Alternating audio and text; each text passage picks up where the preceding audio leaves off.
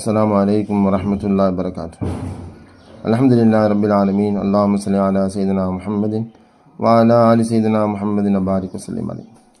அல்லாஹ்வின் நல்லடியார்களே, தொப்புள்குடியவர்களே, நேற்று நம்ம சொன்னோம், அப்போ யாரோடு நம்ம வாழ்ந்து கொண்டு இருக்கிறோமோ அந்த அல்லாஹ் கொடுத்த அறிவை கொண்டு மனிதர்களுக்கு மட்டும்தான் தெரிகிறது நம்மோடு ஒருவன் இருந்து நம்ம என்ன செயல்படுத்தி கொண்டிருக்கிறான்.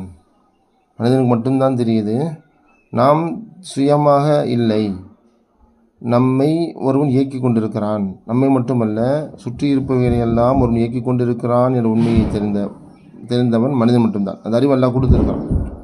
அப்பேற்பட்ட அந்த மனிதன் சொல்கிறான், என்ன சொல்கிறான், எதை மறந்துட்டு சொல்கிறான், தான் ஒன்றும் இல்லாமல் இருந்த நம்மை எங்கே இருந்தவனே தெரியல, திடீர்னு நமக்கு என்ன செய்யலாம், தாயின் வயிற்றில் நம்மளை பிறக்க வச்சு நம்மளை என்ன செய்யலாம், வெளியே வயிற்றில் உருவாக்கி நம்ம வெளியே கொண்டு வந்திருக்கான்.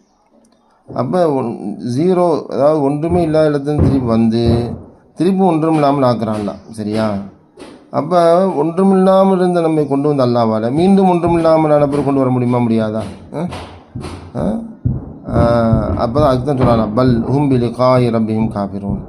இந்த மனிதர்கள் என்ன செய்கிறாங்க, அவர்களை படைத்து பரிபாலித்து கூடயே இருந்து இயக்கி கொண்டிருக்கிற அந்த அல்லாவை சந்திப்பதை நிராகரிக்கிறார்கள் அப்படின்னு சொல்கிறாங்க. அதை நிராகரிக்கிறான், மறுக்கிறான், அந்த அறிவை கொண்டு மறுக்கிறான்.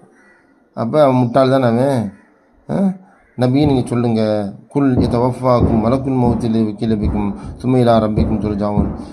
அந்த ரப்பு தான் எல்லாமே செஞ்சுக்கிட்டு இருக்கிறான். அதுக்கு உதாரணமாக உங்களை என்ன செஞ்சிடுவான், அவனுக்கு மலக்குல் மௌத்தை கொண்டு உங்களை மௌத்தாக்குவான். அப்புறம் அந்த எந்த ரப்புட்டு நீங்கள் வந்தீங்கன்னா அவன்கிட்ட திருப்பப்படுவீர்கள் அப்படின்னு சொல்லி நம்மளோட பேசுகிறான்.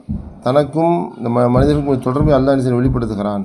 அல்லாஹ் முழுமையாக நம்புவோமாக, அல்லாஹ் பயப்படுவோமாக.